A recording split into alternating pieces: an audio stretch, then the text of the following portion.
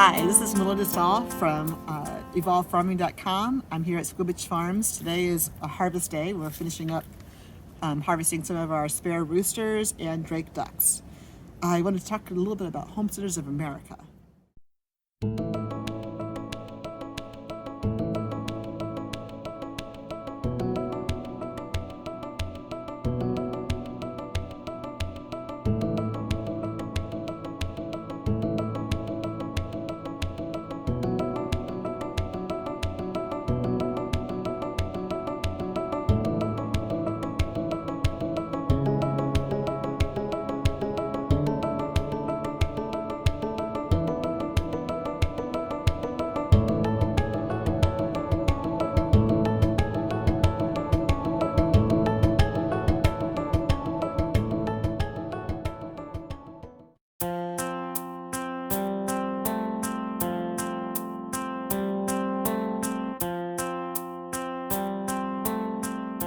Today we are at the Homesteaders of America conference.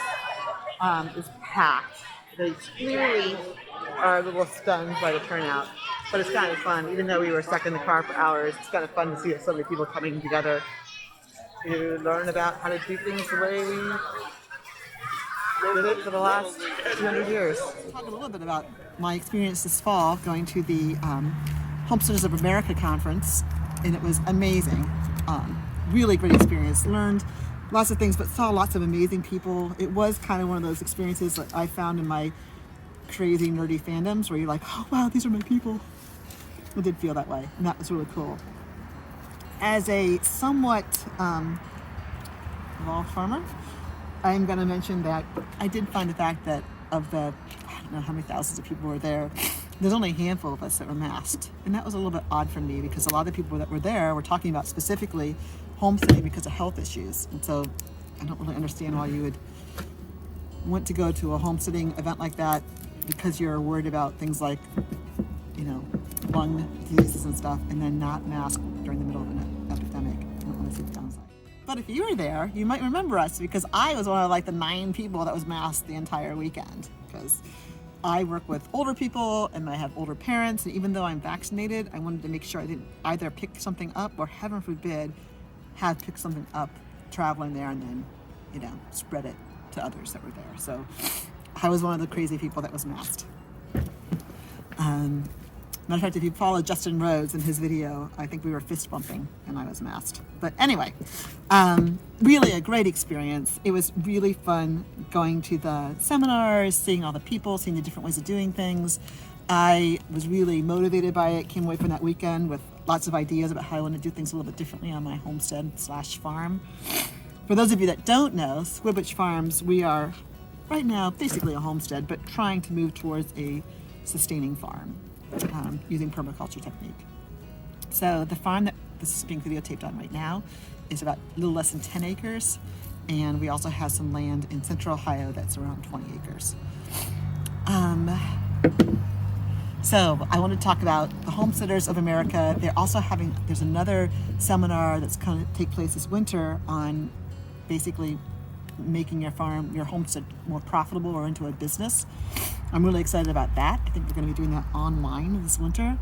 One of the things that I really regret is that I was all the way down there in Virginia and I didn't make time to go to Joel Salatin's farm, Polyface. I really am going to need to go there. I'm really excited about that. Matter of fact, I'm going to probably want to go there just to see if I can buy a good buck rabbit. I found out the hard way that my meat rabbits are not sustainable on grass. The two of the several Rex rabbits I've had here for meat, only 2 of them have survived on grass alone.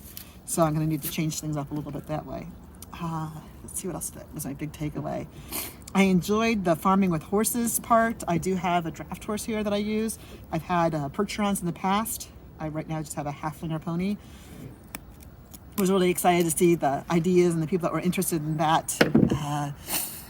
I learned a lot about the greenhouse piece, which I really need to start working on. I really wanted to, this winter, my goal was to have a hoop house set up that I could have chickens and rabbits in, but That didn't happen, so that's on our to-do list for future projects. Swibbage Farms is located in Northeast Ohio, so we have a shorter growing season than would be ideal. Pretty cold winters, and abbreviated growth season during the rest of the year. And the things I love, like rosemary, don't really grow year-round well up here, so getting a greenhouse set up is going to be important for me to get an early start in my produce seasons, and also maximize the fall months that I have for growing.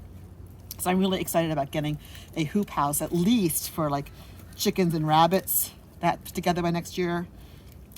Looking forward to trying to find as many ways as I can to really maximize the opportunities I do have up here. Now, one of the things we do have here in Ohio is a relatively low cost of living. So unlike some of the really cool farms in North Carolina and places like that, we do have relatively affordable property here in Ohio. And we have a lot of really good arable acreage. So this house, right now here in Northeast Ohio, has about 10 acres. It's a suburban farm and is very affordable. It's probably only about 10% more expensive than the house would be without the extra acreage. So it's really, really doable here in Northeast Ohio. So my projects for next year, let's talk about that. So I'm excited. I want to have my next winter to have a hoop house for chickens. Always sharpening knives. For chickens and for rabbits. And I would also like to have a half of that hoop house be like greenhouse material that I can use with just chickens in the winter and actually just growing plants the rest of the year. So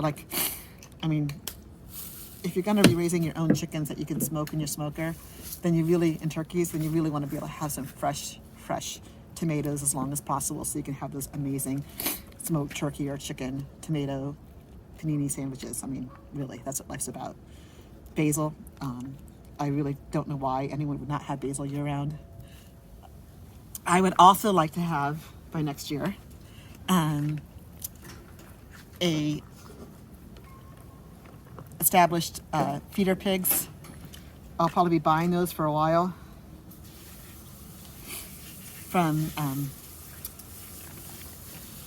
other small farmers. Hopefully some of you folks might have some available for me. I would like to have feeder pigs I want to add to it. I want to add a lot more produce. This year I had almost no produce. I had my own pumpkins and stuff, but really next to nothing. And I love tomatoes and herbs. The other thing I would like to be doing here, which it's hard to find, is raising high quality organic herbs.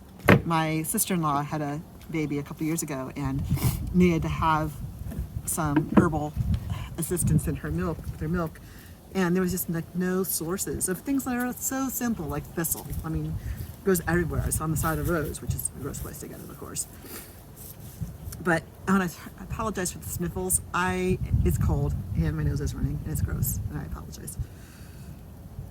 But I'd like to have some organic herbs for sale next year. So my goal for next year is to not only have my chicken and duck meat bird production up, but to have rabbits on the farm and a healthy production, to be selling eggs regularly, and to have really good produce, at least organic herbs and tomatoes. Oh, sorry.